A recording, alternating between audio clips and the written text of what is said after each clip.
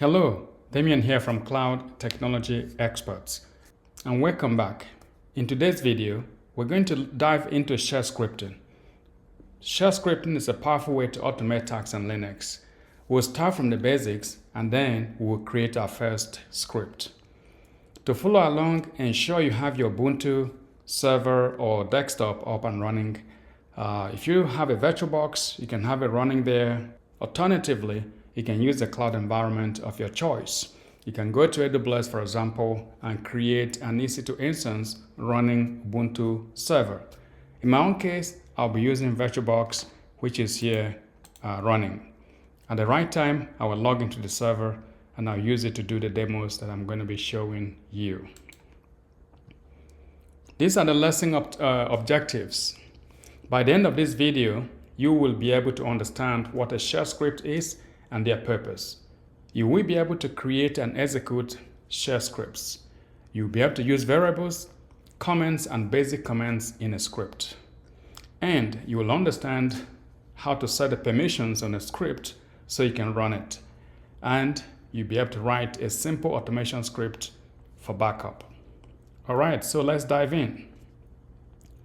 So, first things first, what is a shell script? A shell script is a text file containing Linux commands which are executed sequentially by the shell. Now, if you don't understand what a shell is, you can watch the previous videos where I talk more about differences between a terminal and a shell. So basically, we use scripts to help us automate some repetitive tasks. It's a form of automation, and ideally, anytime you're using Linux, you want to automate a lot of tasks. So shell scripting is very important. So we're going to dive in. We're going to learn the steps to create our first bash or shell script. And all the steps are here aligned for you from step 1 to step 11. Now, we're going to follow these steps step by step. But after this first example, once you understand how to create a script, then there'll be just two major steps that you have to do, which is basically to create your script and then to execute your script. So for this first example, we're going to use Hello World. So these are the steps. I'm trying to combine my Ubuntu server with the slides so I can show you what I'm doing, and feel free to pause the video anytime, and then once you pause the video you can execute the commands that I'm going to be doing or showing you on my Ubuntu server. So let me log on to my script here. Let me log on to my Ubuntu server. Okay, I log on to my Ubuntu server and I already have my terminal here, which is where we're going to do all the exercises from. All right, so we're going to create a script. Again, in a simple term, I can type this command called ls, but instead of me typing this command ls, I can also create a file, put that command in there, and execute the file to run the command ls. If I do that, that is simply a script. That is a very simple bash script. So you start from the basics. You start with little things, and then you can gradually upgrade your knowledge as you learn more and more about bash scripting. So let's get started. Again, I'm going to follow the steps here. So I'll be switching between my Ubuntu and my slides. So I'm going to make this smaller, but making sure that you're able to see my shell. All right, so let me clear the screen and let's follow the instructions for creating our first script. Now, I always like to work in a clean environment, so I always advise to create a new directory before you start your scripting. So step 1 here is to create a script. So step 1 here is to create a directory. The commands to create a directory is basically here for you to take note of. So here I'm going to do mkdir hello world. mkdir hello world dot shell. Okay, sorry, we're just creating a directory, so mkdir hello world. That will create a directory called hello world. Okay, let's make sure we're in our home directory. We're in our home. Okay, so ls, I should be in my home now. So let me type the command again, mkdir. All right, that looks better. So we're now in our home directory, so we can do anything we want in our home directory. So now I have my directory called hello world. Number 2, or step 2, is to go into the directory using the command cd hello world. So we're inside the directory called hello world, as you can see here by this shell. So step 3, we're going to use an editor called Nano. Now, if you don't know how to use Nano, you need to watch the previous videos on how to use Nano. But basically, Nano is an editor. It's a text editor that you can use for creating your bash files or your bash script. So step 3 says use Nano to editor to create a file called hello world.sh, and the command to type is this. So basically, Nano hello world.sh. So now I'm in my Nano editor. And inside my Nano editor, I'm going to start putting the command for my script. Before we proceed, do you notice I put sh in front of the hello world? This is to indicate to me or to anybody else looking at this program that this is a bash script or this is a shell script. Even if you don't put the .sh, this will still work. But best practices is to always indicate your shell script with .sh so that it's easier for someone to differentiate between this and any other regular file. Okay, so now we're inside the editor, and now the next instruction it says inside the file put this command here, which is called shebang. So basically, you type this. And then you put the location of your bash script. So basically the location here is going to be bin bash. Okay. So we're trying to use bash for this script. Now what is bash? B-A-S-H. Again, if you don't know what bash is, you need to watch the previous video where you understand differences between a shell and a terminal. But basically, bash is called born again shell, and this is going to be the interpreter between you and the kernel. So any command I type inside this file, it will go to bash, and the bash is going to interpret that command to the kernel. So it's standing between me and the kernel, which is the Linux operating system that we're trying to talk to. Again, watch the video on Linux terminals. If you want, you can also put sh here, but in Linux, bash is pretty much the default, so that is what we're going to be using here. Okay, so we're now in step 4, where it says we should put that line inside the script. Then step 5 said inside the file put 3 different comments, and here we say that every comment starts with the £. So anytime you put the £, it means this is a comment, which means this is not going to be used by the interpreter, in this case, which is bash. But commented lines are useful for the developer or the person who is trying to read this script.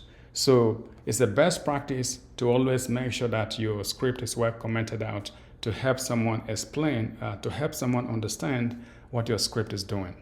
So feel free to put any comment you want. In my own case, I'm going to say, this is my first bash script. I'm going to put this is written by Damien, and I'm going to say I am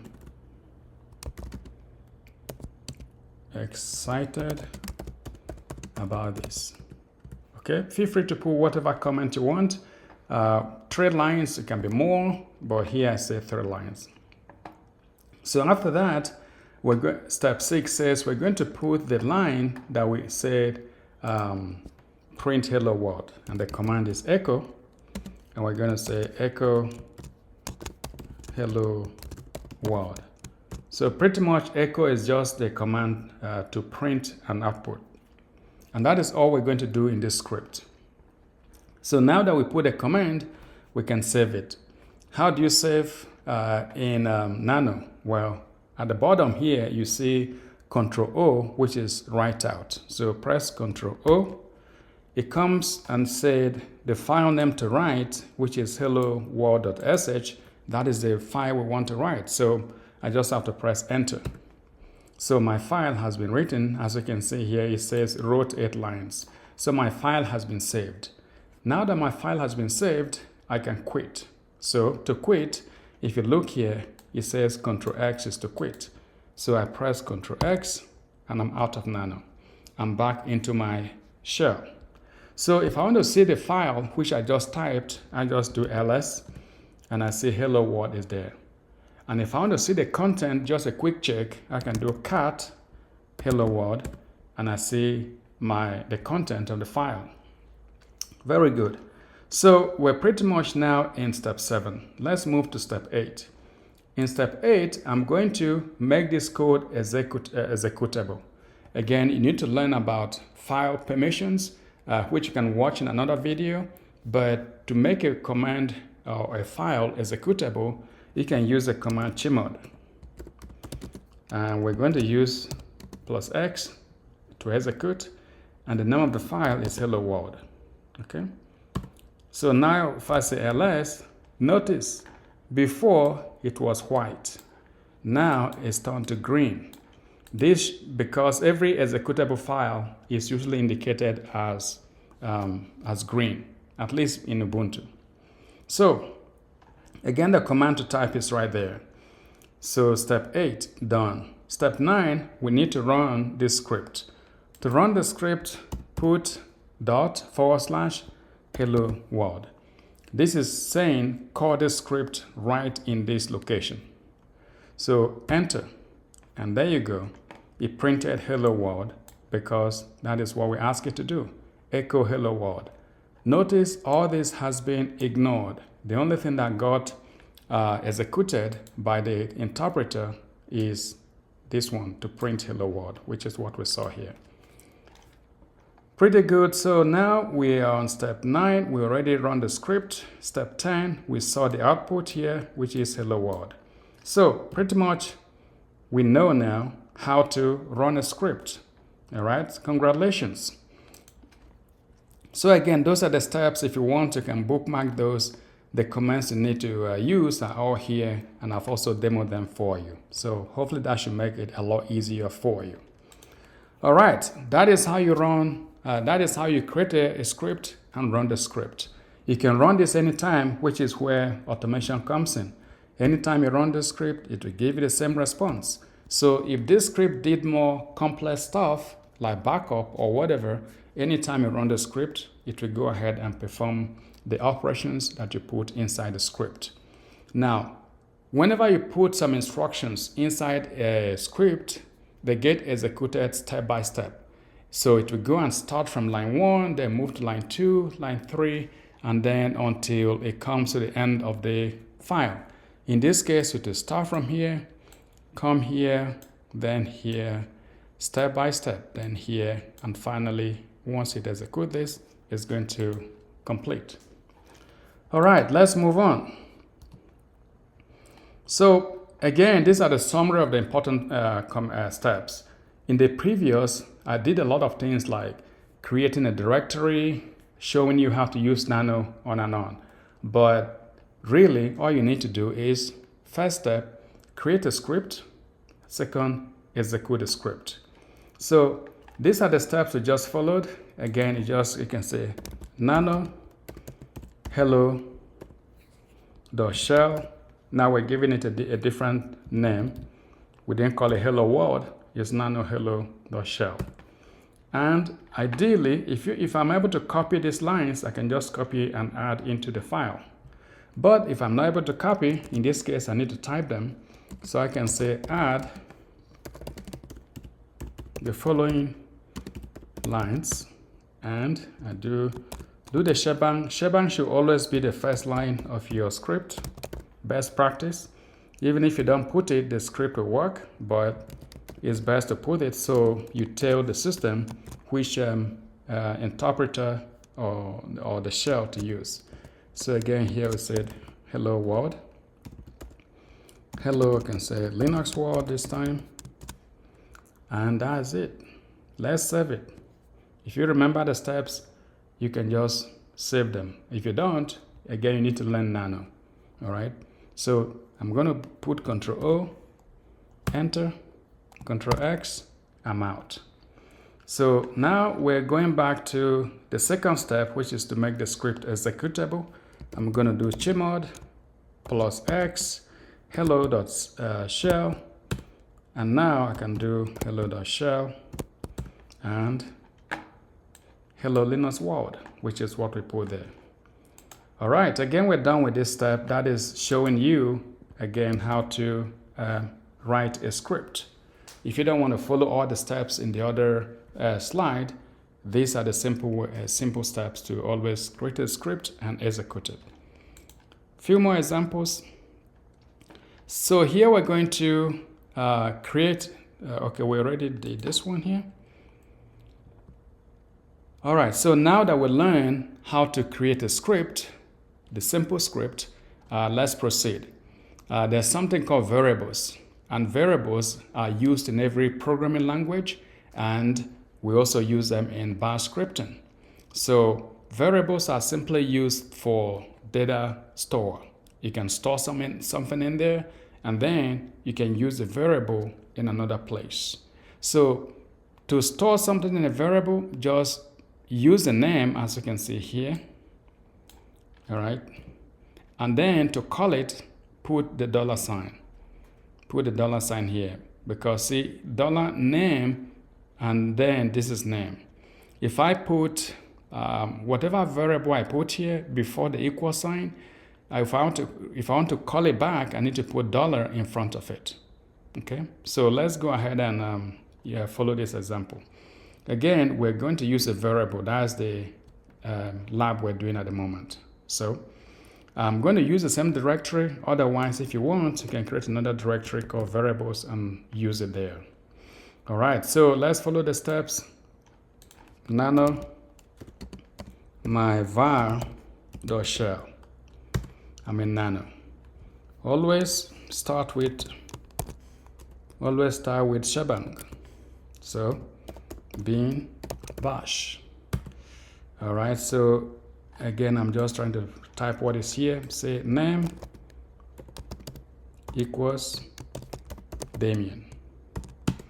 Then I can say echo, which we did before, echo hello Damien, and then I put exclamation mark. Notice if I put this, let's say echo, I can do this. I can say name equals Damien. I can say echo hello Damien. But in this case, I'm not using the variable called name.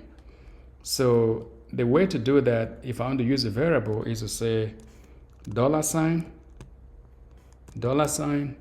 name. And because name is Damien, it's going to say hello Damien. So that is a variable. That's an example of how to use a variable.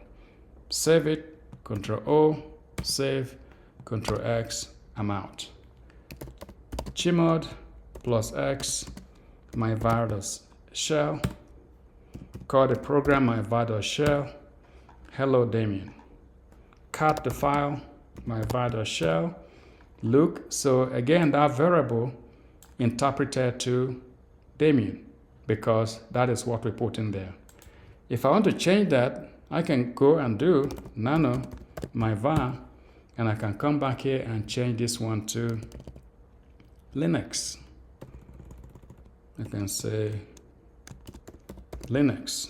save the file, Control O, enter, Control X, I'm out. I already made this file executable, so anytime I make changes, I don't have to do that all over again. So just call the program name. Now I say hello Linux because now in the file, cat my var, name is Linux.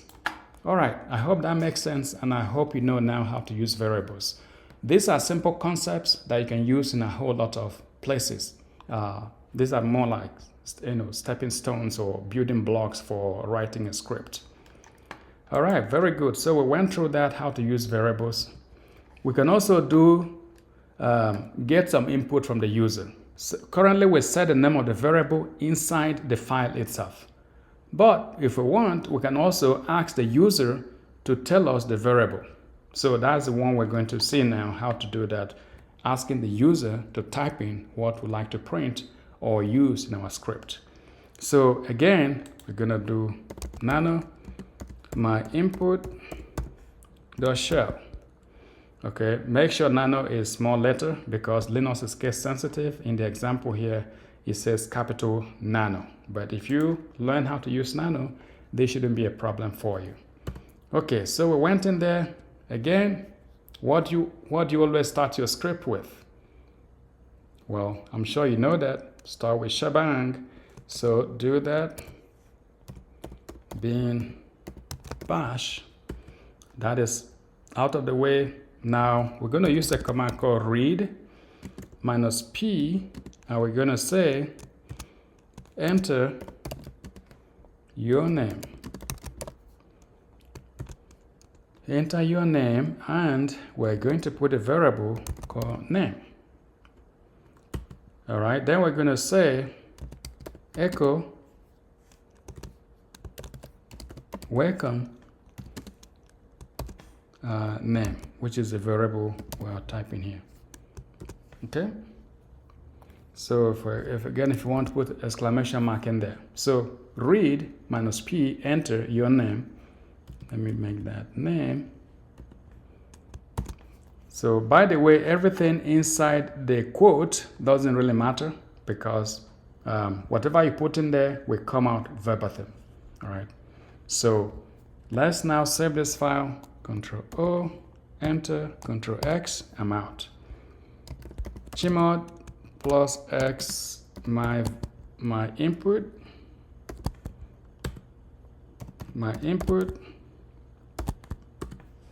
All right, so it's asking me for my name. Enter your name. I'm going to say Damien. And there you go. There you go. Welcome, Damien. Well, I actually did a typo in the welcome. So if I want to make changes to that, I just call up the file and I come here and say welcome. I'm going to say welcome, Professor Damien, or professor name. So, but not everybody is a professor, so that may not be quite right. But let's save this file. Again, Control O, enter, Control X, I'm out. I already saved it. I already executed it. I already changed the executable. So now I can just call it my input, asking me for my name, and I'm going to say Damien again. All right, so it says, welcome, Professor Damien, which is what I put here. If you make a typo, whatever you put in there is what the system will give you. All right, one more time. Now I can put Linux. And it said, welcome, Professor Linux. So now we'll learn how to let the user supply the input, which is what this example is all about. Very good. So now let's move on. Now we're going to try to combine what we learned so far in a single script.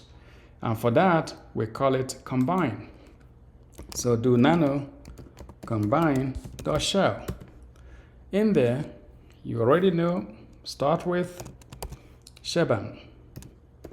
User, or we just say bin bash. All right, so here we said add a variable. Add a variable to your script.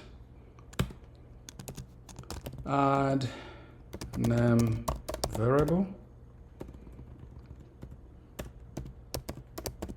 It's a comment, so it doesn't matter, even if you make some typos.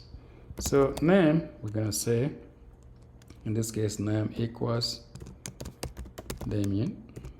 And we're gonna say echo hello name, which is what we did earlier. Echo name. All right, so now we're gonna echo here small letter c. Remember, Linux is case sensitive. All right, so now we're gonna say add user input functionality, and then we say read -p, enter your favorite Linux command, and it's going to put that inside this variable called cmd. Let's call it cmd1, just to make sure we don't confuse it with any internal command. And then you can say echo you entered, put that cmd1. All right, remember, if you put cmd1 here, put cmd1 here, because that's the variable name. Whatever you put here is what you need to put here. All right, so this must match this. Okay, so it looks like it's good so far. You can see that a script can be very long or it can be very short. In this case here, we're doing a couple of things, and here we explain what we're going to be doing, and then we did what we wanted to do, and then again we explain what we're going to do, and then we did what we want to do here. So let's save this file. Control O, enter, Control X, chmod, combine chmod plus X combine.shell. Let's run it, combine.shell. Hello Damien, which is this part here. Which is this part here. Then the second part is asking me to do something. Enter your favorite Linux command. I'm going to say pwd. And it said you entered pwd. Let's run it again. Hello Damien. Enter your favorite Linux command. I'm going to say ls. You entered ls. All right.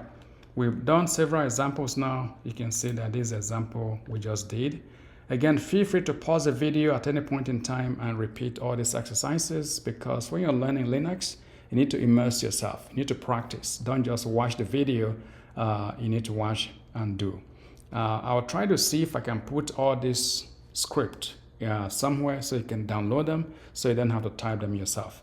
But for now, if you want to type them, if you want to follow along, pause the video and follow along. Very good. So we combined all the commands we know so far into a single file. More example. This will be the last example. For now, we're going to create a script that will help us make a backup. Backup is simply here. We're going to use the copy command to copy everything from the documents directory into this directory here. So let's write a script, and then I'll explain to you what it's doing. Again, 2 steps. Use an editor like Nano to give your script a name. In this case, backup.sh. All right, then after that, you know what to do. Bin bash, because we're using bash. So after that, if you want, you can come here and look at the instructions. We're going to make a directory. Make directory -p temp my backup. So this command will go into the temp directory and create my backup for us. We have a p -p meaning parent, which means it should be able to go inside tmp, and inside tmp it will create my backup. By the way, tmp is one of the kind of like one of the what we call the file system hierarchy. It's one of those directories that you find in almost every Linux environment. Okay, so that's line 1. And then the second line here for you to see, Let me see if I can push it back a little bit. Second line there is to copy -R, meaning recursive, and we're going to use the squiggly sign, which is a short form for home directory, documents. Every user has a home directory, documents directory. So we're going to copy everything from this directory, which is why we put a star. We're going to copy it into the directory that we're creating, which is temp my backup. Again, this script will first of all create its directory, and then it's going to copy everything from here into here, which is the directory we just created. So basically, scripting is just asking the shell to do for you what ordinarily you want to be doing manually. Okay, so that is the automation part of it. All right, so once we finish with that, we can say echo backup complete. This is just information that will be sent to the user who is trying to run the script. Okay, so we're done with that script. We make a directory, we copy everything from here to here. That's it. So, as usual, let's save it.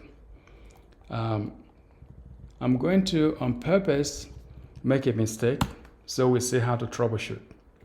So, Control O, Control X, we're out. Chmod +X backup.shell. Typically, there's no space between the plus and the X. Take note of that. And this is chmod. All right, so we make it executable. Let's run it. Okay, when we try to run it, it's complaining of a line called ECH. You said command not found. This is common. Anytime you write a script, most likely you're going to do a lot of troubleshooting to make it work. Okay, most times things will not just work. Because I miss out that O, it's telling me it doesn't understand what ECH is, because the bash script, the bash shell, doesn't have a command called ECH. So fix it, save it, come out, run the script again. All right, so it said cannot start that, no such file or directory. All right, so let's see why it's doing that. In any case, it came here and said backup complete, which is the last line that we have there. But it's saying that this Damien Igbe documents no such file. So let's see. ls home documents. Okay. ls-al. Okay, the directory existed, but there's no file in there. So let me create a file in there so that we have something to copy. I'm going to do, okay, let me just reuse this. I'm going to put file 1. So basically, I'm going to create that file in there. Touch file 1. I'm going to touch file 2. And then I'm going to touch file 3. So basically, I'm creating a bunch of files in that place. All right. So let's see if the directory in the temp was created. ls tmp my backup. Okay, that directory is already created, but there's nothing in there. So now, after we run the script, who can guess what will happen? But again, remember, we're copying everything from my home directory, anything inside the documents directory into here. So the answer is when the script runs and completes, if we go into tmp backup, which currently, if you say ls tmp backup, there's nothing in there.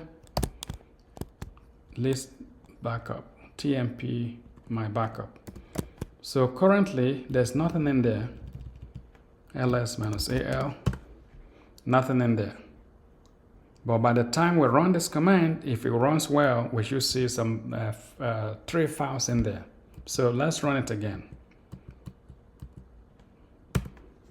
All right, the script ran, and now let's check the directory again. There you go. All the 3 files have been copied. Remember before they were not there, but now we copy them from here. From here, I can just say documents.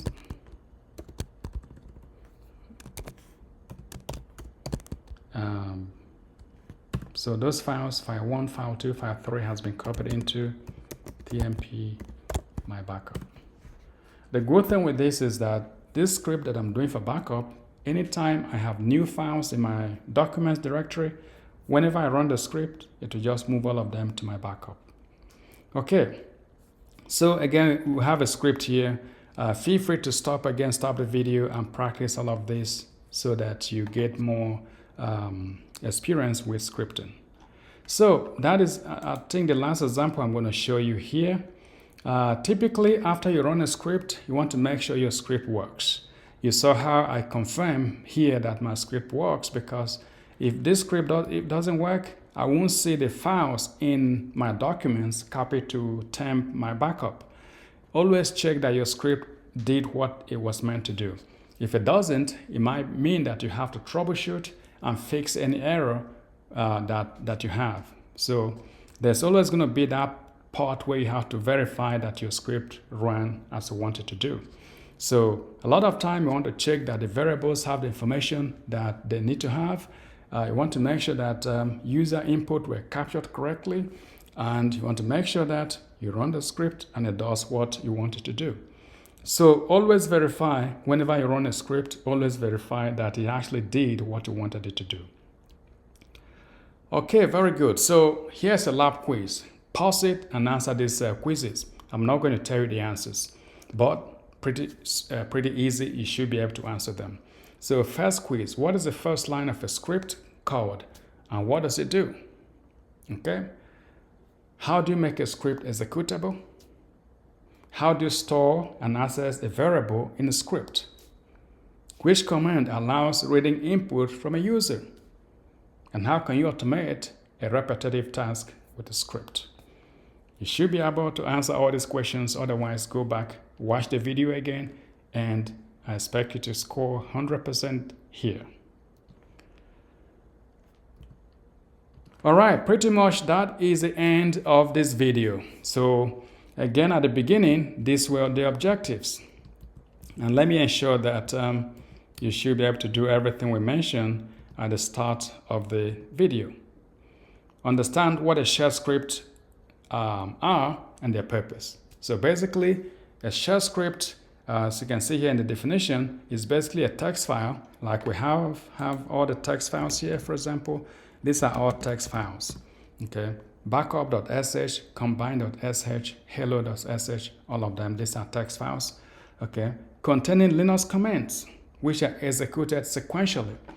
So you can see each one of these has Linux commands in them. And again, they get executed sequentially, which means step by step until the end. Okay, so we said that scripts automate repetitive tasks and they simplify systems administration. So that pretty much takes care of this objective here. Understand what shell scripts are and their purpose. Okay, then you learn how to create a script using Nano, and you'll learn how to execute it using chmod plus x and the name of the script. You learn how to use variables, you learn how to use comments, you learn how to use basic commands in a script. And you understand script permissions like plus x to make it executable so that you can run it. And we're able to write some simple scripts. So, very good. Again, we've come to the end of this video. Feel free to subscribe to the channel so you can get notified anytime a video is pushed to the channel. So again, we're going to go through the whole series of Linux fundamentals for beginners. And by the time you finish the training, you should be pretty good to get started using Linux. All right, thanks for watching, and I hope that video was useful.